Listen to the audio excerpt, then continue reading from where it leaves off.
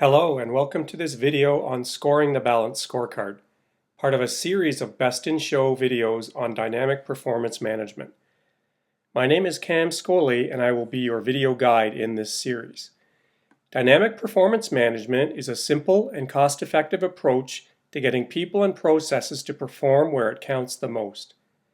This is critical in achieving objectives, both financial and non-financial. This video will focus on actual scoring of the balanced scorecard. The tool has the word score built right into it, yet you don't hear a lot about scoring.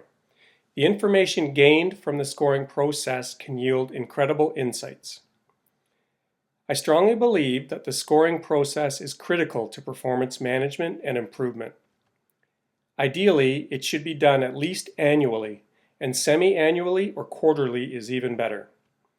It should also be done shortly after the end of the fiscal period so that the detection and correction process can begin as soon as possible.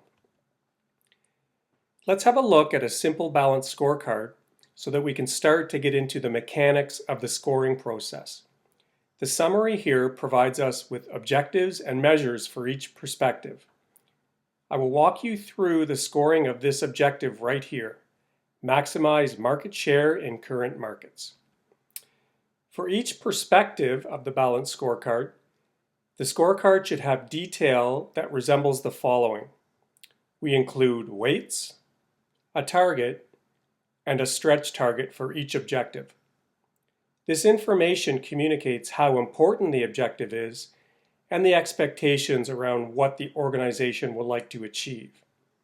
Now let's assume that a well-built scorecard is in place. Eventually, the fiscal period ends and it becomes time to put in actual data. So a column for actual data is added. To keep the discussion simple, let's focus on the first objective, maximize market share in current markets. In this case, you can see that the actual of 22% met the target amount. Okay, now I would like to explain my scoring system to you. I will preface it by saying that it is just one system. There are others. In this system, an actual result that meets the target amount that was set would receive a score of exactly 80%. Results that achieve the stretch target score receive a score of 100%. Interpolation modeling using this scale is used to derive scores for any actual result, whether it be between the target and the stretch target or below target. So going back to the first objective, maximizing market share in current markets, you can see that a score of 80% was awarded because the actual result met the target set at 22%. To demonstrate the scoring, let's change our assumption and have the actual result turn out to be 23%. You can see that a score of 90% would be awarded in this case. This is because the new actual result of 23% is exactly halfway between the target of 22% and the stretch target of 24%. Just like the result is halfway between target and stretch, the score of 90% is exactly halfway between a target score of 80% and a stretch target score of 100%. Scores for all results can be calculated using this scale system.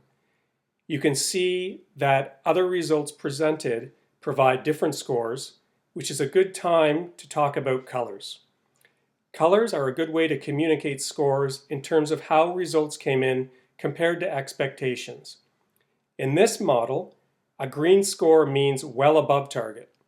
Yellow means at or around target, and red means well below target. You can set any parameters you want for color coding. It can be a very useful communication tool.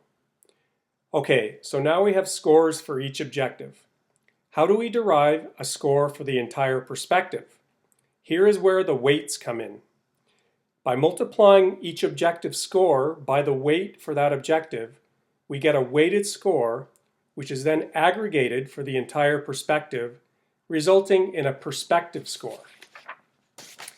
So for the customer perspective, the results for this fiscal period produce an aggregate score of 85%. Now, to get an overall score for the scorecard, we need to have the weightings and the scores for each perspective. With these, we follow the same procedure to produce an overall score. So now we have scores at all three levels: an overall score, a score by perspective, and a score for each objective. This creates a rich collection of information that can be used to prioritize, detect, and offer a vast array of improvement opportunities. Quickly before wrapping up, I wanted to share with you a 4-color coding system that is as good or better than a 3-color system. By adding blue as a 4th color, you would be able to more quickly ascertain what scores did not meet target and which fell well below target. I hope you found this video to be a useful look at the scoring process of the balanced scorecard. The scoring process is critical in reaching higher and higher performance levels, yet there is not a lot of public information about it. The process is a little complex, but by breaking it down into manageable components, organizations can employ and therefore reap all the benefits of this valuable management tool.